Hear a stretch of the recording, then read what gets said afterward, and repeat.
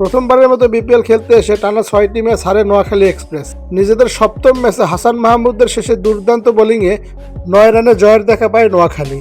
তাদের প্রথম জয়ে উদযাপন করেন অ্যাম্বাসাডর জিয়াউল হক পলাশ ও টিম ম্যানেজমেন্ট, কোচিং স্টাফ থেকে শুরু করে সবাই। কারণ নোয়াখালী একের পর এক ম্যাচ হারছিলেন। টানা ৬ ম্যাচ হারার পর সপ্তম ম্যাচে রংপুরের বিপক্ষে ম্যাচ জয়ের দেখা পায়। কিন্তু রংপুর রাইডার্সের মতো একটা দল এত ফর্মে রয়েছেন, এত ভালো খেলছেন, মাত্র ১৪৯ রান করতে পারেনি রংপুরের ব্যাটাররা। খুবই বাজে ব্যাটিং করেছে রংপুরের ব্যাটাররা। অপরদিকে নোয়াখালীর বোলার হাসান মাহমুদ ছিলেন দুর্দান্ত বোলিং করে রংপুরের ব্যাটারদের আটকে দিয়েছেন। শেষ ওভারে ১৫ রান দরকার ছিল রংপুরের, কিন্তু হাসান মাহমুদের দুর্দান্ত বোলিংয়ে জয়ের দেখা পায়। নোয়াখালী এক্সপ্রেস প্রথমে ব্যাট করে ১৪৮ রান তোলে স্কোরবোর্ডে। দলের হয়ে সৌম্য সোহান ভালো খেলেছে এবং মোস্তাফিজুর রহমান রংপুরের বোলিং শিবিরে দুর্দান্ত বোলিংটা করেছেন। মোস্তাফিজ, নাহিদ রানা, রাকিবুল সবাই ভালো বল করেছে, কিন্তু মোস্তাফিজ উইকেট নিয়েছেন ৩টি।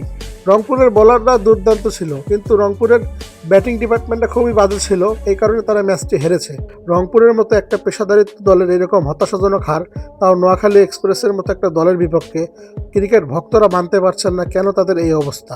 অপরদিকে নোয়াখালী এক্সপ্রেসের প্রথম জয়ে তারা উল্লাসে মেতে উঠেছেন।